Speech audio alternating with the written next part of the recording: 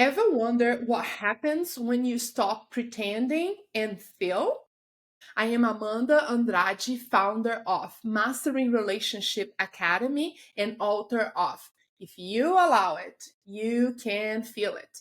This is the journey unscripted, real conversations, unscripted moments, and the emotional truths that connect all of us. Let's drop in. Today, journeys, I'm here with Jamie Hughes with his master degree in psychology and with a specialization in trauma, resilience, and self care. James' commitment to empowering people to navigate life's challenges. Thank you, Jamie, for being here with us, and let's make this moment beautiful and Right. unscripted. Yes, unscripted. Thank you for having me. Yeah, absolutely. Could you just share with us about your experience? What make you just choosing just this path and help other people? I'd love to hear from you. Sure. I honestly got into the field of psychology because of my own personal background. When I was a child, I experienced childhood trauma. My mother died at a young age. Well, I was young. I was 8 years old. And then I experienced a lot of psychological and emotional abuse growing up. Suffered with depression. Had a suicide attempt when I was 18. So by the time I hit my mid 20s and decided that I wanted to or needed to take healing seriously and be intentional about it, I went to college, started college, and started studying psychology, mainly to kind of understand a little bit more of what was going on with me, um, especially since at that time I had been told that it wasn't just me. You know, like the depression, it wasn't just me. This was a condition. This was a disorder. This was something inside of me, a part of me that other people experienced as well. And I wanted to know what it was and why and what could be done about it. So I began to study and learn and just became fascinated with the science. And I had so many questions. I still have questions today. That's one of the Right. things that keeps me going. Um, but I also had a heart for helping other people. And so the more I learned in psychology, the more I realized, hey, this is where I want to apply myself in helping others. Beautiful, beautiful. I can relate it with that as well from my own background. And I had emotional abuse as well. And I totally understand you and where you came from because it's really like, what's going on in the mind? Why I'm acting this way? And let me ask you this. Did you have anybody in that time that couldn't support you emotionally? Or how did you take that journey? Did you ask for help? Or how was it there for you since that you had that experience with the depression and attempt of the suicide? Yeah, my grandparents, who were my mother's parents, were always very loving and supportive, and I was very close with them. I didn't get to see them as much as I wanted or needed to growing up. Once my mother passed away, I was sent to live with my dad, whom I had never even seen. I'd never even met the person. I didn't even know he existed, to be honest. And he was very emotionally and psychologically abusive. Even I remember one night after I moved into a new town, a new home, a new family. It was probably within a few months after my mother passed away. I remember one night just being so overcome with grief and just starting to cry. And my new stepmother was trying to comfort me, and my dad chastised her. He fussed at her and said, "No, you cannot do that. He's got to learn to be a man. He's got to learn to grow up. He can't cry and be a baby all the time." And I was 9 years old, and my mother had just passed away. So this was very damaging, and had long term effects. So my grandparents, I wanted to be with them more, but he wouldn't allow it most of the time. As I grew up and in school, I made a couple of friends, one of which is actually the very first friend I made when I moved to this new town and this new school. We're still best friends today. Okay. So yeah, it was like a soul connection, And but there were little lights along the path that I kind of got strength from and was able to ground myself with at times. It was always difficult to talk about everything, Mhm. um, and because that's often discouraged in society, and especially for little boys growing up. You're flat out told, look, you don't talk about your emotions. You don't unless it's happy or angry. That's it. If you grief or sadness or anything like that, you don't talk about it. So there was always that, societal restriction. Yes. And if you don't have a therapist to go to, if you don't know any tools to use, like later on in life, I learned a lot of tools, but at that time, it was just very difficult for many, many years. Yeah, I do believe it, and thank you for your strengthness on sharing your own story with all of us. I really admire you because just like you were mentioned in your early years, right, 9 years old, and in that time, you were getting that belief system that for you to be a man, you cannot cry, you cannot express your emotions, and this has been from the patriarchic a way of being, right? That say like the masculine energy, it is something that you're going to just like be strong and you don't cry and you gotta be like the man. And no, actually, we are human beings, Yep, meaning that we are social beings, we emotional beings. yep, And yes, I'm having so much compassion for your father as well, and for all of the people that had that initial approach, hmm, because those are unconscious belief systems that is being thrown on us and at us, and that can shape us, yep, and that can shake us too, uh-huh, yeah, until the point that we're going to questioning things. Why I'm acting this way? And in that moment that you were just like shut down your emotions, your grief, that's your mom, your hmm, figure, right? yep, The person that bring you to this world. And the compassion part that I'm saying, he was not even aware that he was doing that yep, because he was also programmed. yes, And that's the work that we are in adult life, right? Whenever we are interface any challenge, we are committed with our own mental pattern and emotional pattern to shift to a healthy way of being, to a yes, health patterns. hmm. And from this, how did you shift your own inner unhealthy patterns for the ones that is bringing you the joy, bringing you all of the range of emotions, because it's not only about the joy, the happiness, and the satisfaction. We are the will and we are the spectrum of it. And Yes. so, as much as we embrace all of the emotions, we are able just to be. How was it for you to embrace those other feelings that at the first you did not have the opportunity to embrace? So how was it the moment, the shift when you decided? That was probably the beginning part of the process that lasted, a couple of decades. And this is another area I think people misunderstand sometimes is that healing takes time, and that's normal. It's normal. So when you start a journey of healing and growth, sometimes you have setbacks.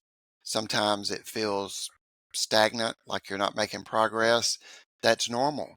That doesn't mean you're doing it wrong. It doesn't mean that, you're not healing correctly. That's a normal part of the process. So for me, it was that journey of one step at a time, whether it was therapy, whether it was seeing a doctor and taking the right medication for a while.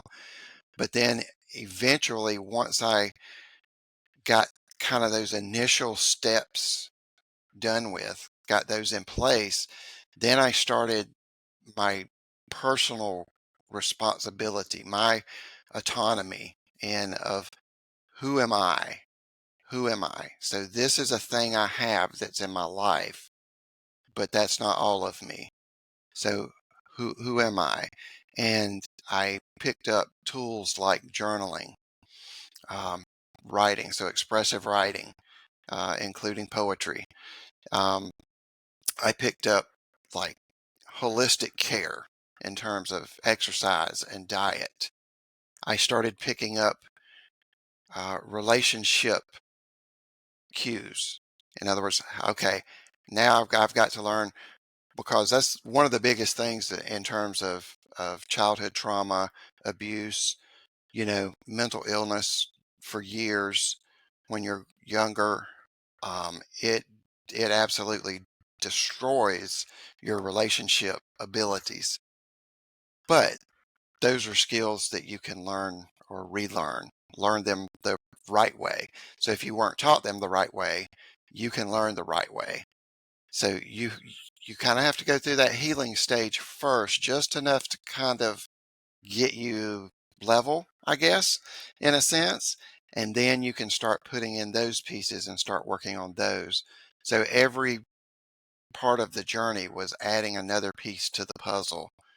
And it just grows and grows to where, hopefully, and especially with me, I get to this point to where now life is all about learning and growth, and now teaching as well and helping others. But I'm still growing. I hope I'm always growing, the rest of my life, and learning to do better in certain aspects. Yes, yes, beautiful. And totally agree with you because it is ongoing healing. And that is the beauty of it, life, the beauty of life.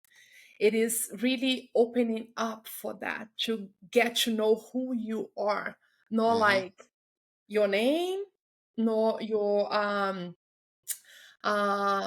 education I would put up with, right? But it just depends also because what is education nowadays? It's like you need to memorize things Right, right, yeah. before, right, in the school. Really, education for me comes to the point like emotional intelligence Hmm. and spirituality, and Hmm. those things we don't have at the school. Oh, no, no, definitely not. Definitely not. One of the one of the best education methods or tools that I've ever experienced is learning about nature, observing, and comparing. Fortunately, my dad's parents were farmers. So when we were growing up, we had to go work on the farm and do things like clean up after the chickens, feed the pigs. We had to go into the field and pull weeds. We had to pick corn and tomatoes, and I hated it. I hated it. Oh my God. I thought I was being tortured. I was like, why are you making me do this? This is horrible. I have to get up on a Saturday morning. I could be watching cartoons. I'm out here and it's already hot. But as I got older and got on my healing journey, I started realizing, I was like, oh, wait a minute. Wait a minute. There's things in our lives that are just like things in the garden, things in nature, the growth cycle. Even if it's as simple as the weather cycle, you have rainy days and you have sunny days. Yeah. That's life. That's our life. So I try to draw as much as I can from that comparison and that connection. There's a lot deeper connection there too that, sometimes we talk about, but it's not really discussed enough. Just one little example is just in therapy, when you talk about somatic healing, and you talk about your body, it is actually a therapeutic tool or process for you to go barefoot out onto the ground because the energy field of the earth actually connects with you and it helps your body, helps regulate your nervous system. So yeah, nature is but you have to be observant. You have to look and you have to stop for a minute and think, okay, how does this compare and now how do I connect with it? Totally, totally. How I connected being part of it Mhm. Yep. because we are all that is. Yes. That's the beauty of life. Whenever we realize that we are all that is and we come from the God source, we are divine within. Mhm. And then whenever we stop and observe, like you just say, the seasons of life, the seasons of us, and how can we just like sinking in, and even like for women's, right, we have our period or our cycle, which is the same. It's the opportunity Mhm. for us to get connected with the divine feminine energy within us. Mhm. The same with the masculine. You guys has such a great ability to connect with the divine feminine as well. Because we all them, it's just those gifts, those qualities that is present in the masculine, present in the feminine, and then we can see that in nature. The way that the let's say the bird sings, which it's more like the feminine energy. The way that the lion go and hunt, we can see the masculine on it. We just need to open the eyes for that, and once we can see those beauties outside and compare, we can become the observer of our own mental patterns and emotional patterns as well, and dissociate from them, because we are not our thoughts, and we Right. we thought that we were that. That's why for me, just like you, who am I, what I'm doing in this earth, Uh-huh. because what is life is about it, and nobody talk about the death, which Mhm. it's so necessary for us to talk about the physical death, not Mhm. the spirit, not the consciousness, nor the soul, whatever the human would like to address, because we have language to identify feelings, identify everything that we experience through our sense. That's why you were explaining, whenever you are with a barefoot walking in nature, we observing that from our sense, the Yes. kinesthetic, and that's how we can just connect, because we are energy. And that's Mhm. why I love the approach of holistic, because that give us the opportunity not only to understand the dysfunction in the body, but to Yes. understand why, what, and why cause that dysfunction in the body.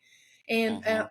for my approach with clients in my own life, right? If I'm having a dysfunction in my body, it's just because my consciousness and emotion, they are disconnected. Yes. I typically call the 3D: connected, disease, and dysfunction. But Yep. why? And so I Uh-huh. need to go inward and just really like, what is going on? Why I'm feeling this way?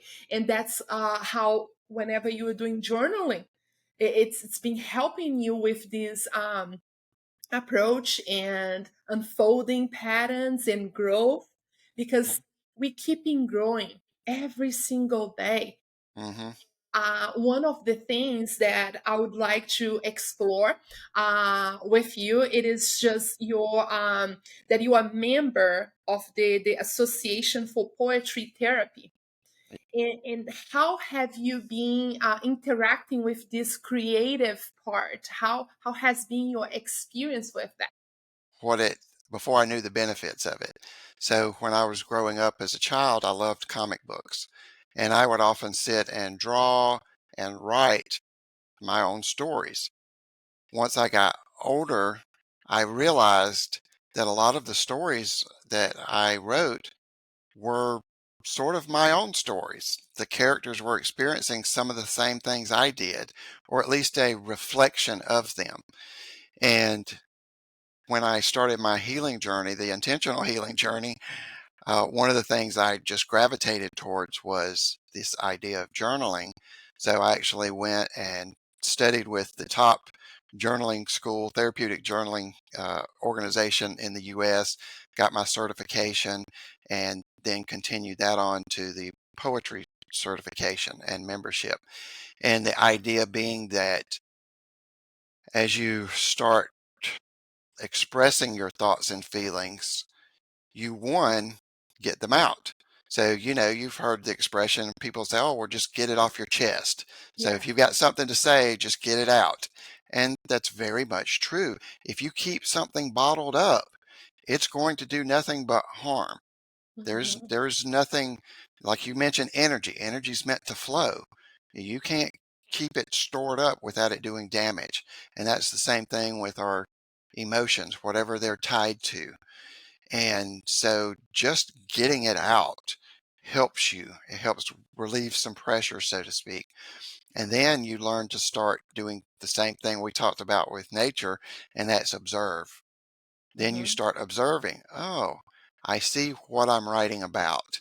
I see this area that I can focus on. And then you start applying that to your writing.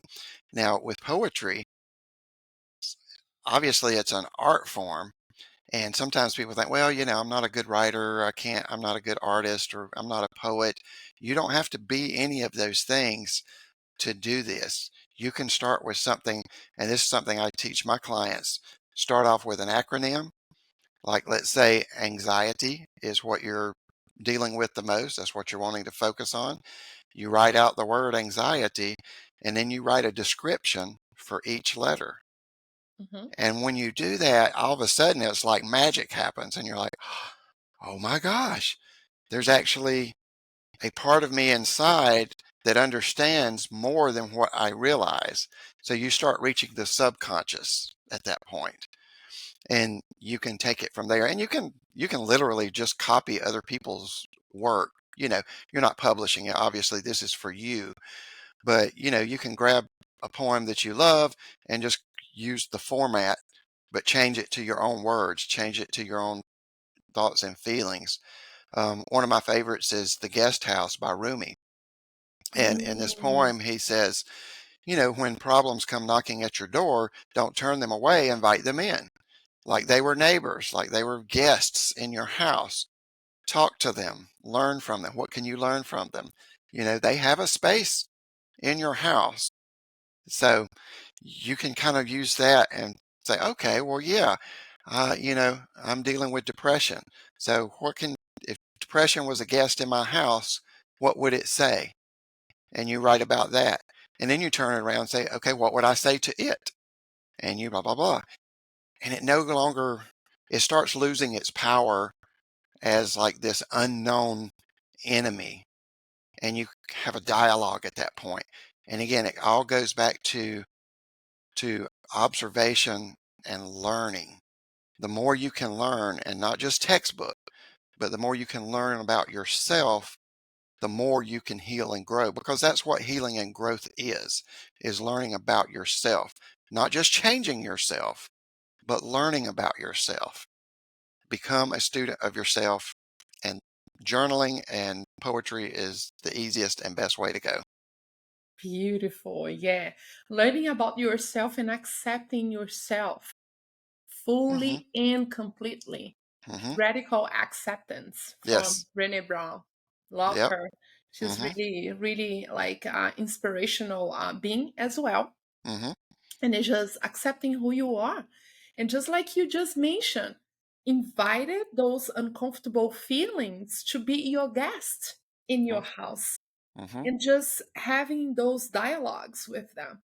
So I am a hypnotherapist as well, and whenever I have my clients with the conflict, like not knowing what to do it, Uh-huh. and then we identify the mental patterns, the emotional, to have like talk parts therapy. Yeah. We bring those parts of the subconscious mind that are in a conflict, and in that moment they're going to have the dialogue between those parts, which is beautiful. And in that moment you just listen. Your conscious mind, it's being the back seat, just watching and just listen to that dialogue, and then you're just in a state of in an alternate state, but you are present moment, you are aware because you're having that dialogue between those parts. And I see the beauty that you're bringing in your work with like through the poetry, just dialogue writing, which is so creative. Thank you so much for sharing this with our audience. They're going to enjoy doing that, and really just having that dialogue. And don't judge, Yep. just be there, you know, embrace those parts, and really give these parts love. Mm-hmm. It's the self love, it's the Mm-hmm. expression. And if Mm-hmm. you need to scream, do it. Yep. It's your moment, because in your childhood, in your past, you did not have that opportunity to scream at your father or at your mom, Exactly. because that's the authority in your life and Mm-hmm. you respect them. And also your parents were not aware about the behavior that they were having in that moment with you, couldn't cause a trauma Mm-hmm. within you. And that is the forgiveness part also for your parents. They were just doing the best that they couldn't with the given resource that they had. And it's really healing the inner child Yep. and just Exactly. embracing and just screaming, laughing, and expression, and just let it that energy out. Let your guests feel in home. If Yep. your guest wants just should just scream and punch and do it, allow it, Yep. because we're keeping those energy like, oh, I cannot lose this. This is my identity, that's what Mm-hmm. I was building on it. And whenever you just open it up, and if you allowing that moment, it's just like, wait a second, wow, I'm not that. And that Yes. the shifting day Yep. by day, little by little. And talking about trauma, right? That is your specialization. Uh-huh. I would like to expand this conversation with people that has ADHD, Okay. the neurodivergency way of being. How has been your work with those beautiful beings? So I myself have ADHD, and I didn't really discover it until later in life. It was really funny because the more I worked on the depression and the less it got symptom wise, the more I healed from that, the more other things started coming to light. And years later, it was like, well, okay, that's like ADHD. And it was. But then once I was able to identify it and, put my finger on it and say, okay, this is what this is, then I was able to look back and realize, oh, I had some of this all along. I just didn't realize that's what it was. And I was connecting it more to either the depression or just personality. Hmm. So ADHD's a fun pet. I like my ADHD um, sometimes, but with yeah with ADHD, there's a few things that even for people that know that they have it, that they know, okay, yeah, this is what I'm dealing with. There's things that aren't often associated, and that for one is like your much greater risk of anxiety and depression. So it's almost like it's a partner of the ADHD. It can come along and it can be in spurts. You could be experienced one of these for a time period, but it not be the major issue in your life. Um, Suicide ideation is much greater for people with ADHD.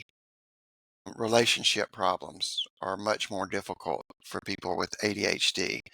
And that's very important. I think actually out of everything, I know the attention thing and the scheduling and the clutter and all that kind of seems like the worst part of ADHD.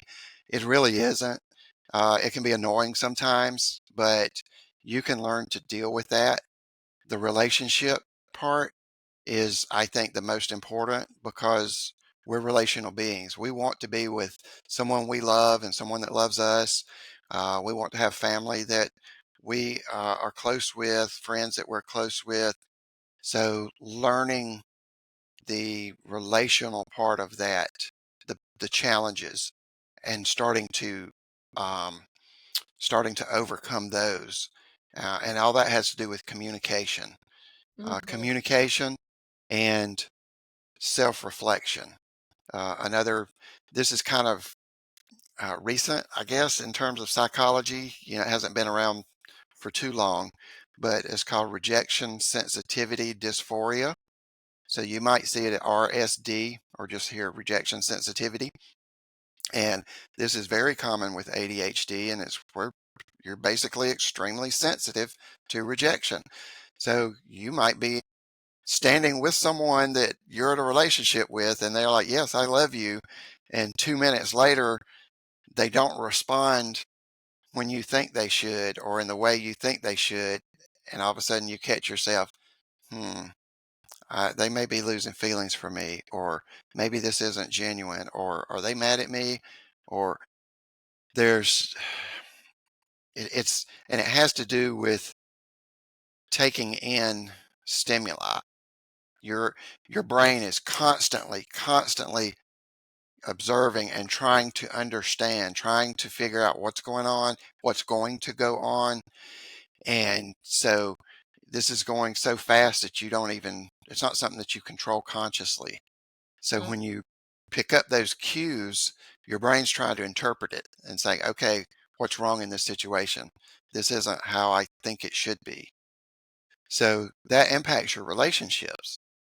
So understanding yourself and understanding that about yourself, learning to catch it, learning to reframe it, and learning healthy communication with whoever it is, whether it's a romantic partner, whether it's your child, whether it's your family members or best friends, whatever. To me, those are the most important parts of ADHD because those, if you can make progress in those areas, in the relationship area, you can tackle any of the other stuff.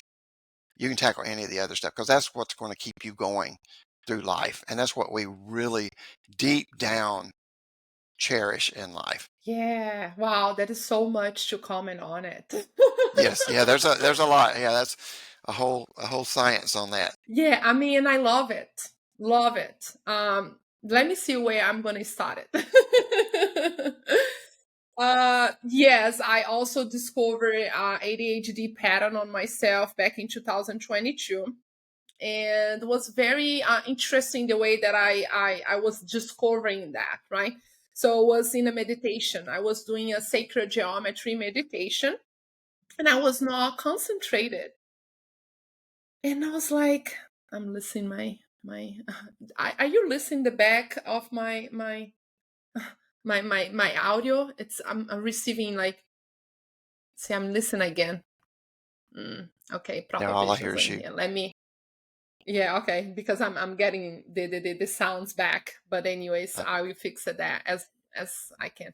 But coming back to the point, I was doing the see the ADHD catching thing. yep, yep, yep. I listen my own voice in a return. So, but anyways, yes, I was doing the sacred geometry meditation, and I was not able to focus on it. And I saw question myself why I am not focused on this. And I started researching, and I never had a diagnostication that I had it that never Uh-huh. needed. because I thought my way of being was my way of being. Right. And I then see like the my interests on things that are different. Philosophy, more like deep connections. And Uh-huh. that was drawn me to get in touch with people if they were just like really interesting on those kind of topics. Quantum physics and universe and Yeah. metaphysics and things that on the normal society people are not interested on it. Uh-huh. So and then I was just like, okay, what is this? I start questioning myself, and I was in my healing journey already, and I saw researching and seeing patterns. I was like, why do I have this impulsiveness with things? Uh-huh. Why I'm eating so much sugar? And I was noticing Uh-huh. how I got triggered whenever I was eating so much sugar. And the way that I used to repress and suppress my emotional patterns was with the food, the eating Uh-huh. disorder. And let me get Mm. sweet, let me get salt and all of that, but in order to feel good, because the dopamine release from Yep. the sugar, it was Yep. just like boom. And Yep. that's when I started just like tracking my patterns, tracking my emotions, and I start just Mm-hmm. researching and I dive deeper. I was like, oh, okay, I see that I have this. I see that I have that. Oh, I'm acknowledge this. And in that moment I was in a relationship, and I was just like communicate, never had a problem communicating my emotions, never, because I came from a culture that it's very emotional, right? Brazilian Uh-huh. people were just expressed, we're loud, and Uh-huh. then we talk about that. But it was more like rediscovering myself, and with this partner that was in a different culture as well, so he was Mm-hmm. American, and seeing all of this dynamic and how was it.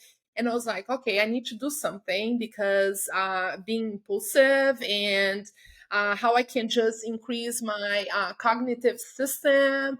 And I was reading neuroscience and dive deeper and all of that. That's when I just understood that sugar it's a drug for our brain, like the Yep. neurodivergency. And I was Yep. like, what the heck? It is a drug, and then it's legal, and then that is the first thing that we connect whenever we are born, because the mom is feeding you, and then she has sugar in her Yep. body, and that's the our first contact. It is with sugar, and Yep. then that's what keep us addictive. And also that's why you were just saying about the depression and addiction. What Mm-hmm. I've been finding out from my researchings and with my clients, and it is this leaning to addiction to any Mm-hmm. kind. And Uh-huh. that is going to be part of the person personality, what they are drawn to it, right? So I have Yep. clients addicted to alcohol, addicted to drugs, addicted to porno, Mm-hmm. addictive to gambling, any Yep. kind of addiction. And Yep. I was like, am I addicted to sugar? Mm-hmm. Uh-huh. How I'm gonna be doing this? I gotta just to reset. So I did it 30 days, like no Uh-huh. sugar, nothing, just Oh like the wow. fruits. And I Yep. was just even like, okay, what kind of fruit that has less fructose, that is not going to impact that much, but also would give me the sugar that I need to not cut drastically, and for me not to reach some other dysfunction from my brain Right. in a way. So that's Right. why I just left the fruits, because they are natural. Yeah. And Yeah. in that time, 30 days, I was just like clear. I couldn't see clear.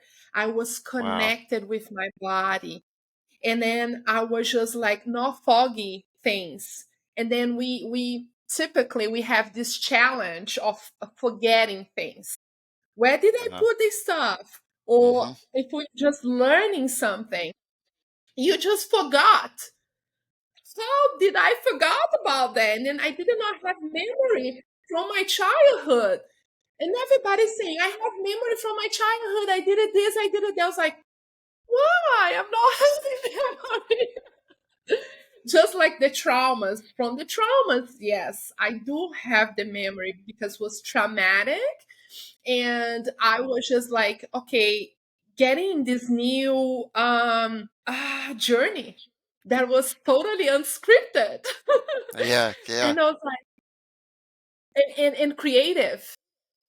Because the yes, thing is, from my researchings and all of these that I'm doing with all of the people that has this experience, and thank you so much for contribute with this project and with this sharing for our society. It's really embrace neurodivergency, and yes, not like putting people in the box.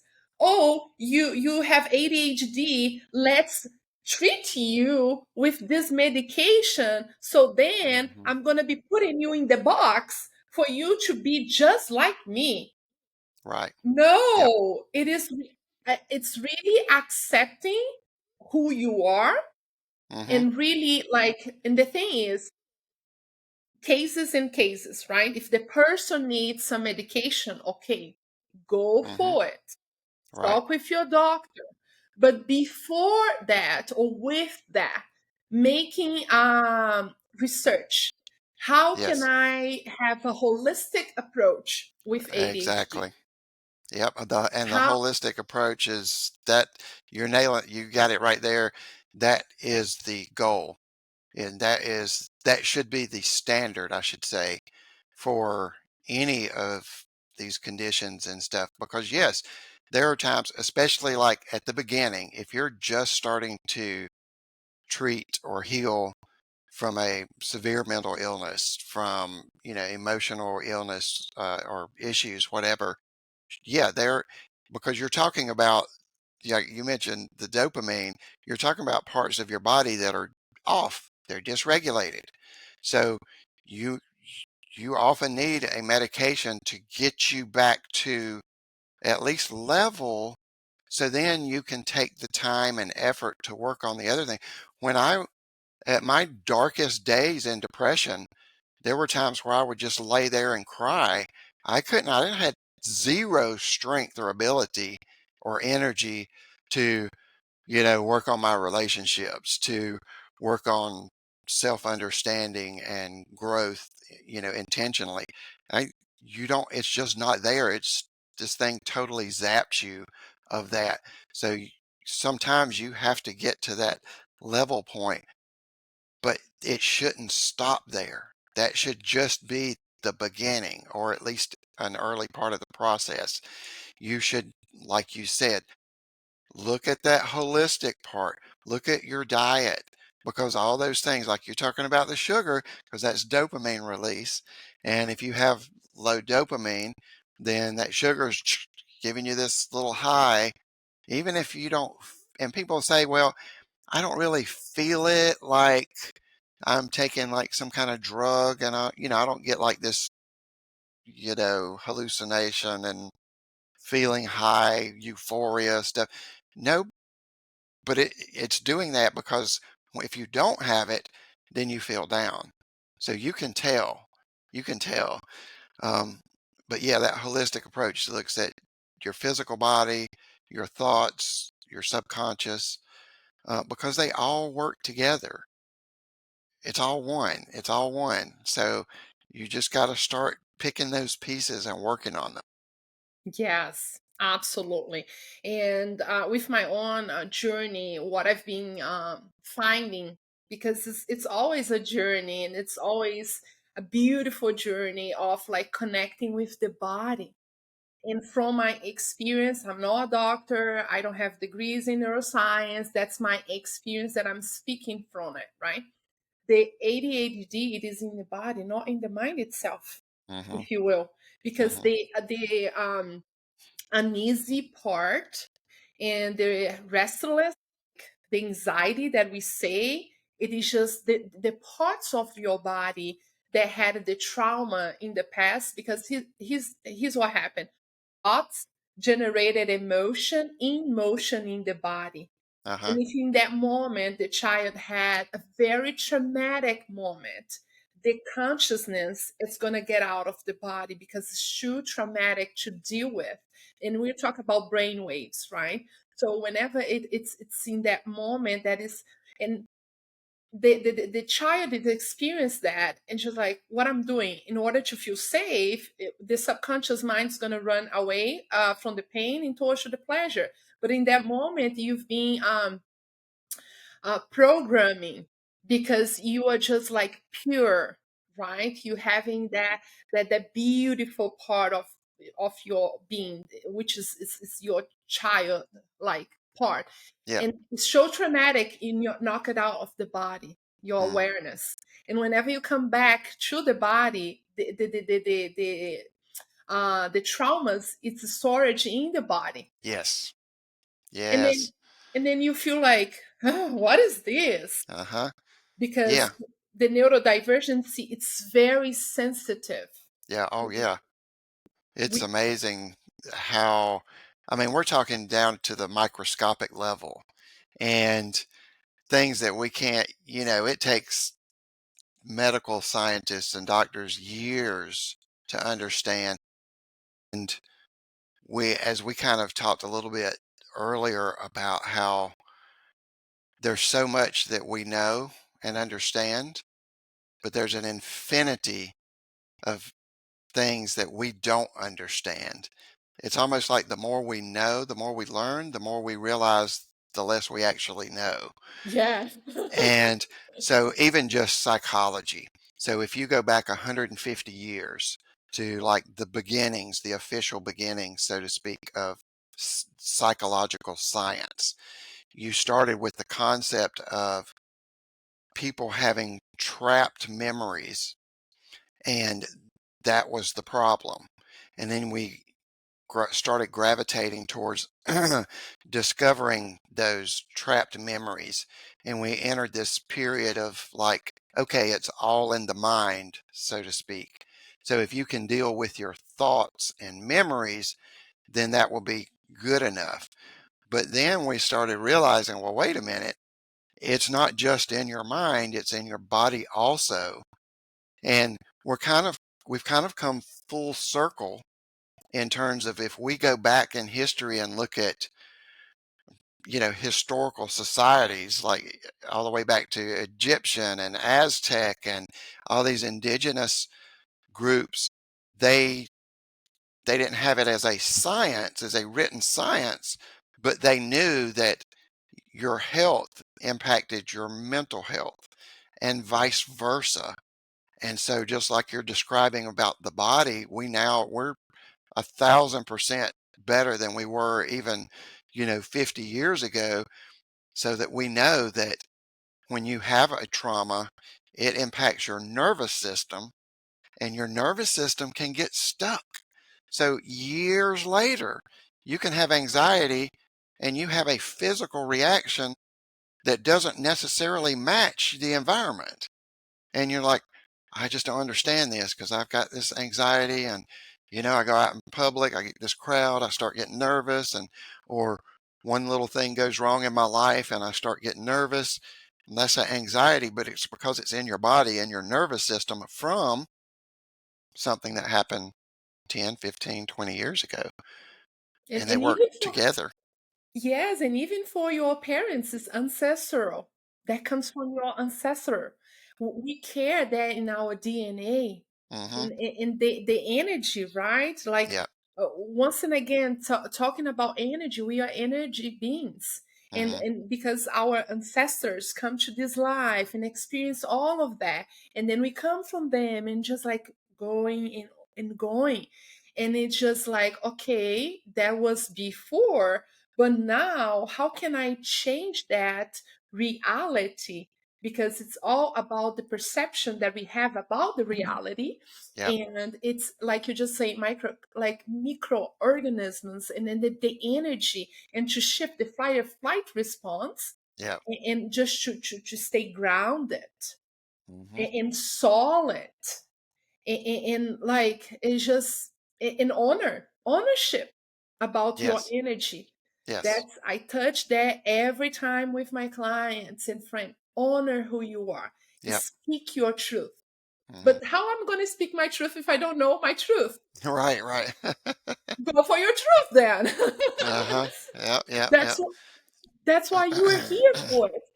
And then the way that I see that was my childhood was just like this, and that's how I picture for people that has this kind of experience, right, that they can just like connect with ADHD or neurodivergency. For me, it's really like honor who you are Uh-huh. without no tag, right? Mhm, But for mhm. this matter, we are just having this communication, and for people to understand, that's why we're using language, right? Right, right. Neurodivergency, ADHD, but it's really the gifts that you, the Yes. energy that you care. How can you share that with the world? So basically, I see that whenever I was child and I was in the school, going to the school every single day, right?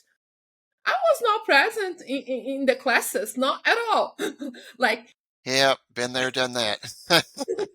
if they were just like programming, because that's how I see the way Uh-huh. that the society, the system program humans.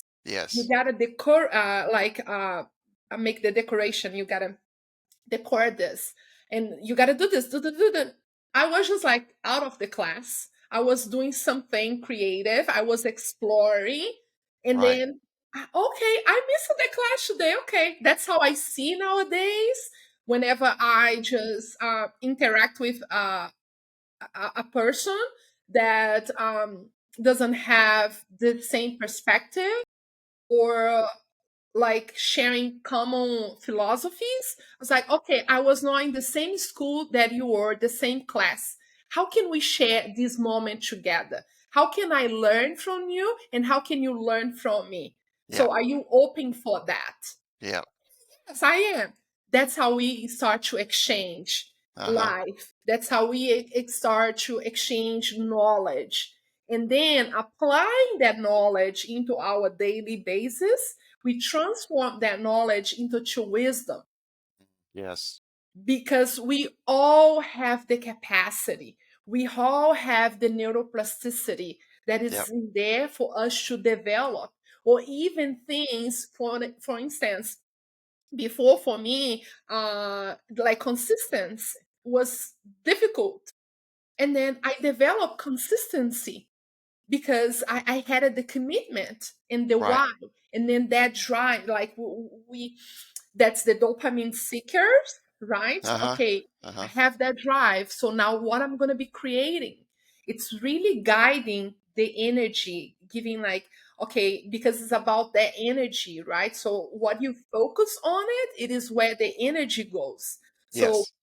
what is your why in life? Okay, you have this why, so now go forward your why, and no matter what, keep going. It's going to be uncomfortable, yes it will, because Yes. nobody's there that living experience, like a human experience, would be like beautiful. Yeah. And I didn't know wish to be beautiful, you know. Yep. Because gotta be fun, gotta be just excited, and just go and explore yourself. Get those limits, those boundaries that you put for yourself, that you put yourself in that box, and Mhm. just like get out, explore, and have adventures, and just experience life to your fullest. You know, like, and get your critical thinking as well. Don't believe Yes. in everything that people say, because it's not No. true. So now No. you believe it that you're not capable, and then you're going to following that belief. No, that's when we work with the subconscious programming, that it's been Uh-huh. saying that we are not enough for like centuries. Yes. And Yep. we are more than enough because we are divine source. Mhm. Yep. You really have to reach the point to where you open yourself up to growth and learning and understanding, and that's what leads to the wisdom. Because I couldn't, at the age of 18 or even at 24, I couldn't sit there and I could tell you what I've learned in school. I could tell you what I had been through so far, but I couldn't really tell you how to apply the things I'd learned. I couldn't really tell you how to have wisdom from that. It was some knowledge and some experience, but not the wisdom part. And after going into the very difficult at times, the very hard part of healing, because you do have to face the darkness, you do have to face the difficulties. But on the other side of that is where you can look back and say, now that you have really begun to learn from that, and you can apply it to yourself and you can help others to apply it as well. Yes, yes, beautiful. Well said. Well said. And one of the many things that has shifted my own path and my experience in life and for my clients as well, it's meditation. Yes. It really shifting the sympathetic nervous system and just to come Hmm. back to your body Hmm. and get grounded and connected. Uh, Now I just, if you have not done meditation, you are there, listen to us. Please go and just go for it. And don't think that you don't know how to sit quiet or how to focus. It's about the connection within. It is just observing the thoughts that come in and out. And don't get attached to that. It is Hmm. a practice, just like five Yes. minutes every day. Okay, now I'm sitting over here and just focus on your breath. Bring yourself to the present moment, because bringing yourself to the present moment, it's about the connection, it's about Hmm. the intimacy, an intimacy within, an intimacy with the divine, intimacy with all that is. And once you're in that moment, feeling grounded, and then you're just like observing, oh, okay, I'm seeing this passing by, I'm seeing that. And then just like letting go. And then you're going to see the shift in your life. And if I can add on it, nutrition, really observe what you are eating. It's not what they say that is good. Oh, this is vegan. Oh, this is sugar free. Oh Don't no. go for it, because behind on the ingredients, oh man, Yeah. that is just, it's trash. And then you're believing that is something, oh, vegan, because that could be some sparking in the marketing place, right? Oh, this is vegan, but read it. Yeah. Natural, but the more natural, and I tell people, look, pick two or three things in your normal diet that you can fix or that you can make a change to. People sometimes will say, okay, yeah, I want to eat healthier and more natural, less sugar, et cetera, et cetera. And so they go like all in. They go like, cold turkey, so to speak. And you most people can't keep up with that because for one, your body is not used to that. Your mind, your subconscious is not used to that. And Mhm. the probably, especially if you're in the US, the market doesn't promote that. So it's almost impossible to go just cold turkey, switch everything and be successful. Most people by large are going to make it a couple of weeks and then go right back. So it's better to pick two or three things and say, okay, I'm going to fix these two or three things. I'm going to start with them and make it a habit because then you start teaching your body, okay, this is what I really need. And this is what I really like. This is what really makes me feel good. And then you can grow from there. But yeah, and I would say the first thing is the no sugar, like sugar-free sodas, sugar-free drinks, sugar-free, because they're not sugar-free. They have fake They're not. sugars in them. They have Yes. fake sugars in them. They don't have real sugar. That's what they're free of, is actually a real product, a real plant. So they have fake sugars, and that's what will like kill your body on a cellular level. You know, you're talking about increased cancer risk, increased Mhm. digestive issues, increased everything. So yeah, pick, be smarter, and pick a couple of things and work on those first, and then grow from there. Totally. Baby steps, right, Jamie? Baby Yep, steps, yep, little. And really question the label and read it and research. yes, And yep, that's how you can just like get empowered about your own yes, choices and doing exercise. hmm Exercise is so important.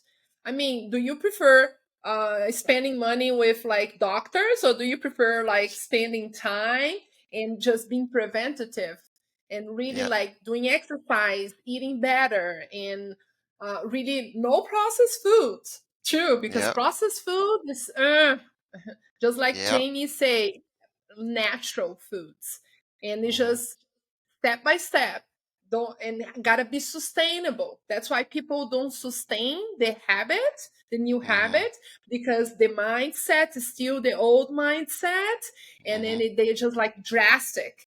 Gotta be just like you mentioned, three things that you can just like replace, or you can just like, okay, I'm going to go and work on those things, and whenever they are solid, get a yep, good foundation, moving to the next.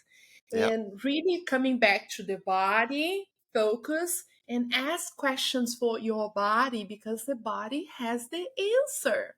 That's yep, the beauty about the connection, body, mind, and just consciousness or spirit, whatever you want to call. For me, it's the same thing. It's the creator, the God. It's within, and just ask it. The answer is in here, and start working your intuition. Your body has the answer, but if you are so attached to your thoughts, you're not going to listen to your body, and hmm then you're going to keep being reinforced unhealthy patterns, and then hmm you're never going to get out of the trap that yep, you've been putting yourself on it. hmm It's really opening up for the new possibilities, and just being creative and just embrace every part of your being, and yeah, in honor.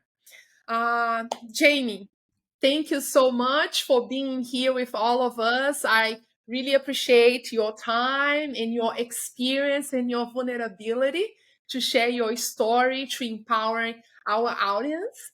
And now I would like to ask you this. You're going to have this divine moment, which you're going to be displayed in everybody around of the world cell phones. What would be your message for humanity now? Yeah, that's a deep question. Divine Well, moment, and it's going to be shared with everybody, basically sharing it with humanity. I would say just to kind of reiterate um, the concept of become a student of yourself. Um, you go to a therapist, you talk to them for an hour. You go to a doctor, you talk to them for 15, 20, 30 minutes. So these are important parts of the process, yes, but they you're talking about your entire life, and they only hear a very small fraction of it. You, however, have the whole experience. So the more that you can learn to become a student of yourself, the more control and the more success you can have with healing and growth. beautiful, beautiful. And if you guys would like to connect with Jamie, we're going to have all of his links in the bio. And please reach out and connect and listen to his contents, and follow him and stay connected for more conversations like this to be unscripted.